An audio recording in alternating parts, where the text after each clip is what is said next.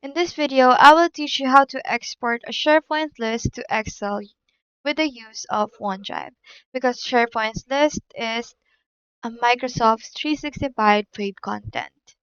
This method helps you back up your data, analyze it, or share it easily with others.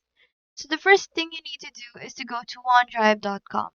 You just have to log in with your Microsoft account, but if you don't have an account yet, you can pretty much sign up for free.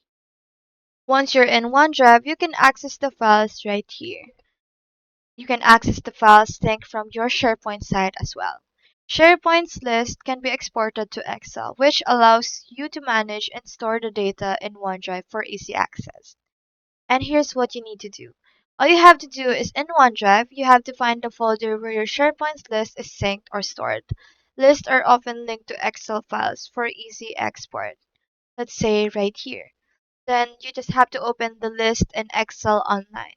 To do that, you just have to click on the Excel file linked to your SharePoint list right here, then click on Open. And this opens the list in Excel Online, allowing you to view all items in here. And once you're here, next thing you have to do is to export to Excel.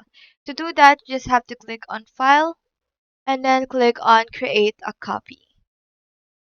Then once you click on create a copy, you just have to click on download a copy right here.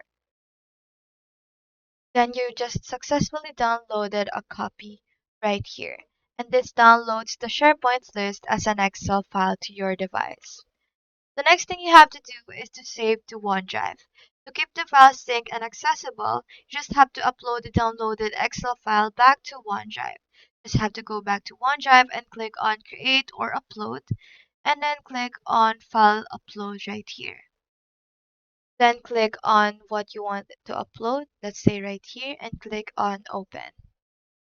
This is an optional tip. You can rename the file for clarity, like Project List Exported, so it's easy to distinguish from the original SharePoint list.